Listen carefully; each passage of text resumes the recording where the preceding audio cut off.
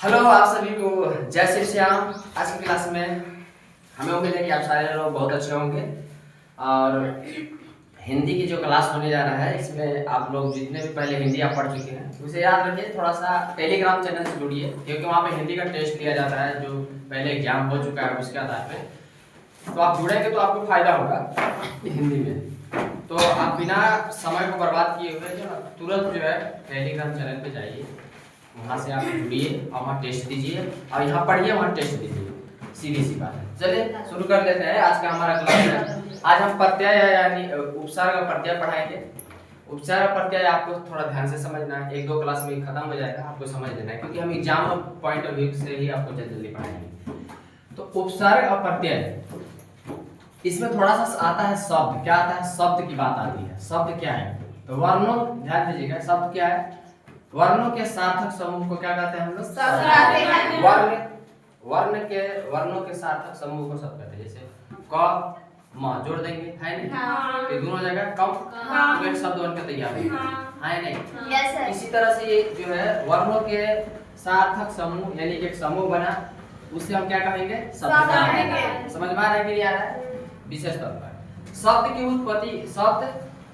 की उत्पत्ति के आधार पर शब्द जो है उत्पत्ति के आधार पर कितने प्रकार के होते हैं? तीन प्रकार। शब्द जो है उत्पत्ति के आधार पर कितने प्रकार के हैं? तीन प्रकार। एग्जाम में पूछा जाएगा कि शब्द उत्पत्ति के आधार पर कितने प्रकार के होते हैं?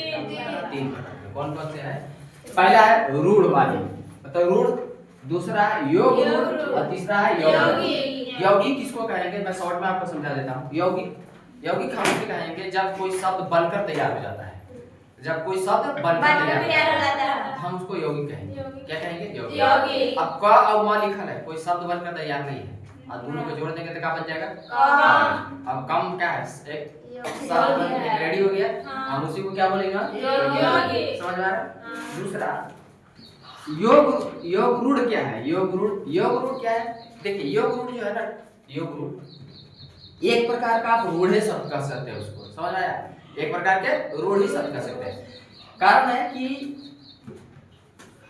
योग रूढ़ में रूढ़ जो शब्द होते हैं ना वो विखंडित नहीं होते। मतलब क्या होता है? विखंडित नहीं होता है। मतलब लिखा है इसका खंडन नहीं होता है, यानी कि रूढ़ शब्द जो है ना, रूढ़, उसका खंड नहीं हो सकता, वो टूट नहीं सकता। राइट?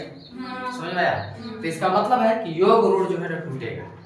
योग रूढ़ टूटेगा। इसका मतलब आप इसका अर्थ ये हुआ कि इसका अर्थ ये हुआ कि जो हम संधि विच्छेद करते हैं, क्या करते हैं? संधि विच्छेद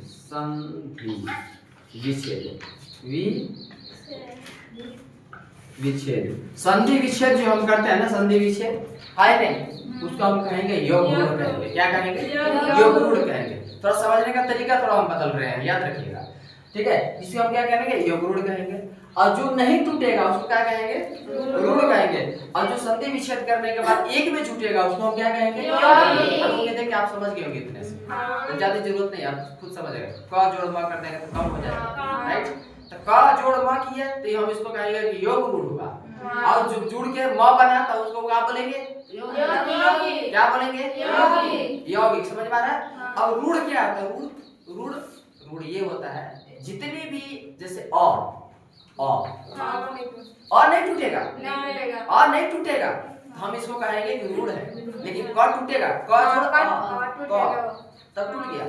तो इसका मतलब ये हुआ कि शब्द की रचना तीन तरह से होता है। यौगिक शब्द की रचना तीन तरह से होता है। अब कैसे होगा समझिएगा। एक होगा उपसर्ग से। क्या होगा? उपसर्ग से। मतलब ये होगा कि किसी भी शब्द में उपसर्ग लगा देना तो उसका अर्थ बदल जाएगा, है ना? क्या हो जाएगा? अर्थ बदल जाएगा। क्या हो जाएगा? अर्थ बदल जाएगा।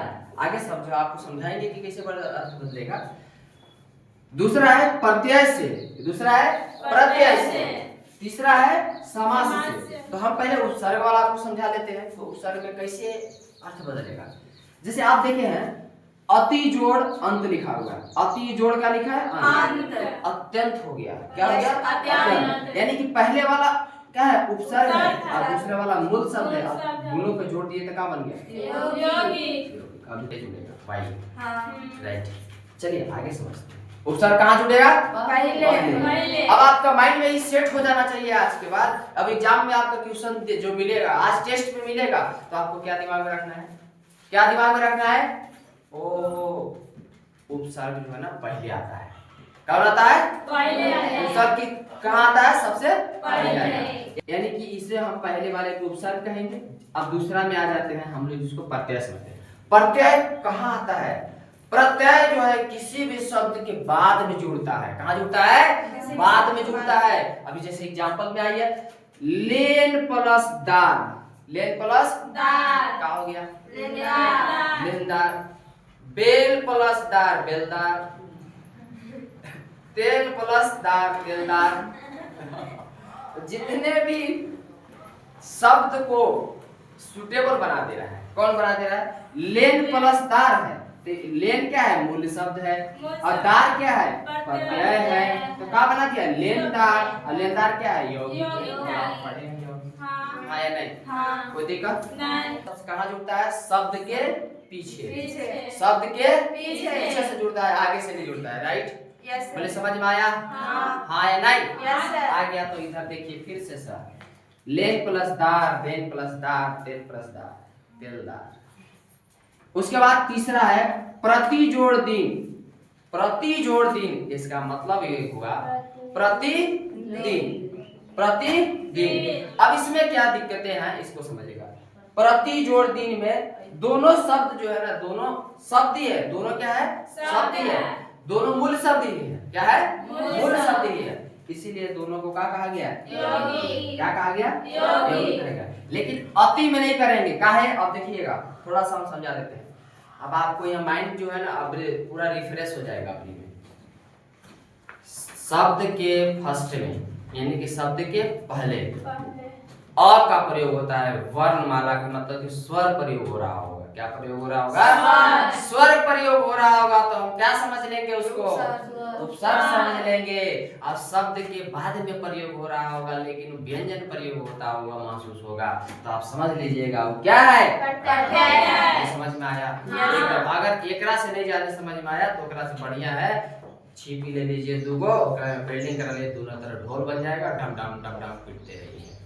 आइए आगे उपसर्ग की अब कहानी और आगे समझिए। उपसर्ग किसी शब्द के समीप आकर नया शब्द बना देता हो उसे हम क्या कहेंगे? उपसर्ग कहेंगे। या जो शब्दांश आदि में जुड़कर उनके अर्थों में कुछ विशेषता लाता है उसे क्या कहते हैं? उपसर्ग। यानी कि जो शब्द आदि में लाकर, आदि में जुड़कर उनके अर्थों को क्या बना देता है? कुछ विशेषता बना देता है उसे क्या कहेंगे? उपसर्ग। कोई दिक्कत?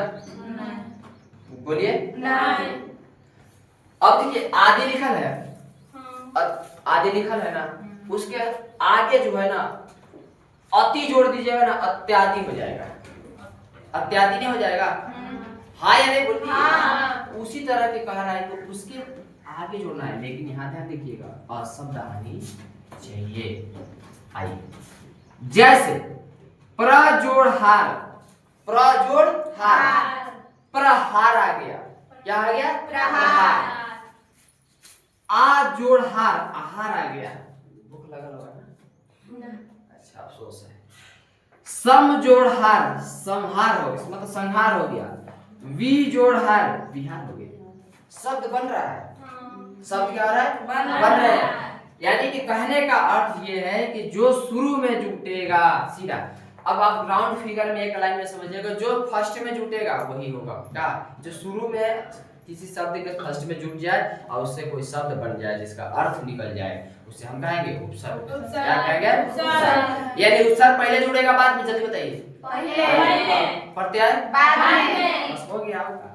उपसर्ग के कितने भागों में बांटा गया? 5 भागों में। कितने भागों में? 5 भागों में। ध्यान रखिएगा इसमें जितने भी देख रहे हैं प्र, अ, सम, बी, ये सब क्या है? उपसर्ग है। शब्दांश भी कहेंगे। क्या भी कहेंगे? शब्दांश भी कहेंगे। उपसर्ग को 5 भागों में बांटा गया है। पहला है संस्कृत के उपसर्ग, हिंदी के उपसर्ग। ये संस्कृत के उपसर्ग 22 को, हिंदी के 13 और इसका 19। बाकी के पता नहीं। कोई दिक्कत? समझ में आया? तो अगर आपको वीडियो समझ में आया तो बहुत बहुत बढ़िया है। आपको इस वीडियो में हम इतना ही रहने देते हैं। मिलते हैं नेक्स्ट वीडियो में, तब तक के लिए आप सभी को जय।